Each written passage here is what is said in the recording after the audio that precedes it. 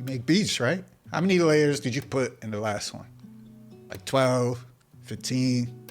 A lot of us are over engineering it. Myself included. In fact, I'm the biggest perpetrator. Right hand to the sky. There's too much going on. Too many sounds. Nothing for the listener to latch on to. I want you to think about it like this. When you order from Wingstop, you don't get every single flavor on the menu. And if you do, stop that. Get on a treadmill. Get your life right. But you just get the lemon pepper wings. And then a bunch of other things to support that. And that's how the best hip hop beats are made. One solid melodic idea, and then a bunch of other things to, support that. Let me show you what I mean.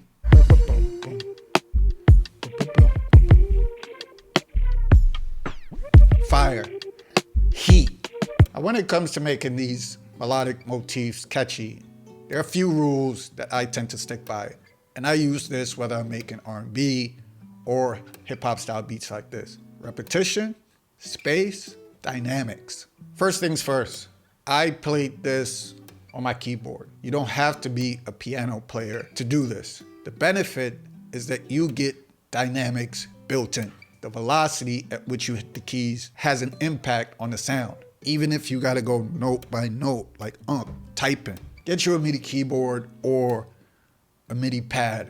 The second benefit of that is the timing that's built into this. Some of this stuff is not on the grid, and that's on purpose. You do not want this to be locked in and robotic. It should feel human. It should flow. That's Mando. If you got a general decent groove, rhythm, you can start there and just manually adjust some notes, right? That's what I do all the time. And third, just follow your ear. The main thing that's working here is the repetition. And it's not the melody itself that I'm repeating, but it's the rhythm.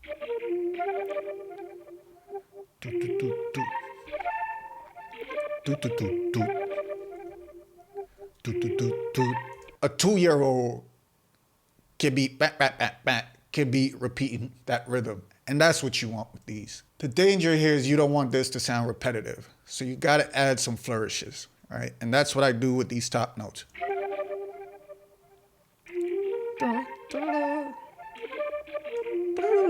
Those notes in themselves are short, melodic motifs that are catchy. If somebody doesn't like tu, they will latch onto the ba, ba, da.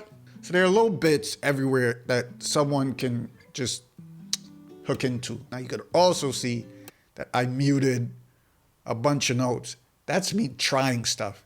And what I realized is that I needed space. I wasn't putting enough space in between the first melodic line and the second. So here's this.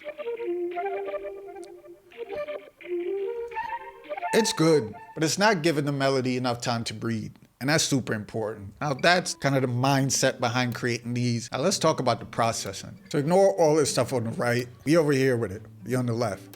This is my effect chain for the flute.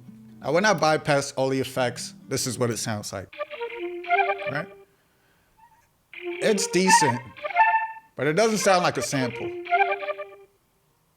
It's very clean. One important effect that you do need for this is some sort of effect that makes it sound vintage, like reels, like RC20. I'm using MAME. It just decreases the bit rate so it's not a high quality sound. It's not high fidelity. I pile on things like echo, reverb, dynamics. I added a little bit of Portal in there.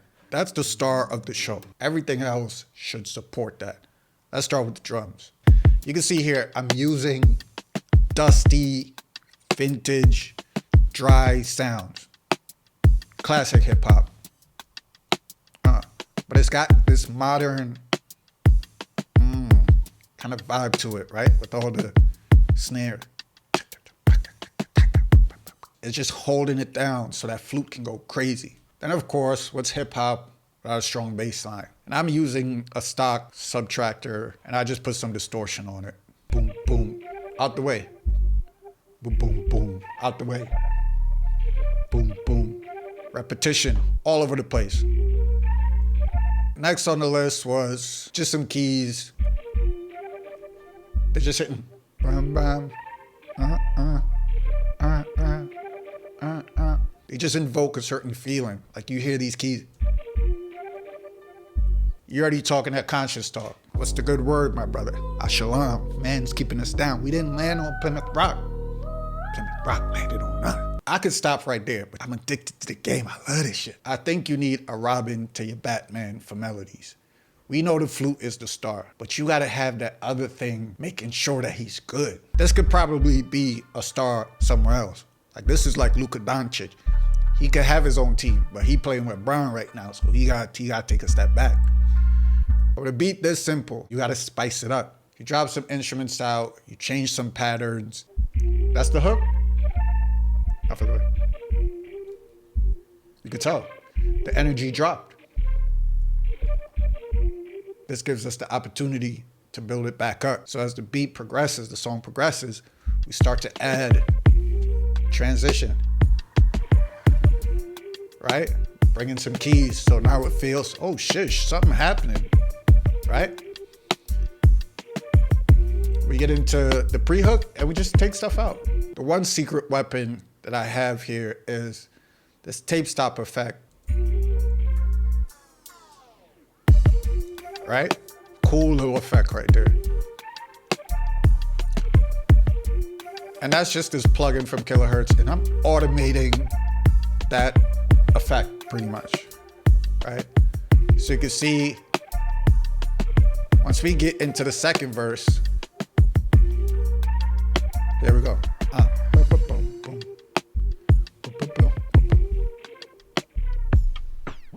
Fire, heat. We're gonna bring that shit back in a different way. Fire.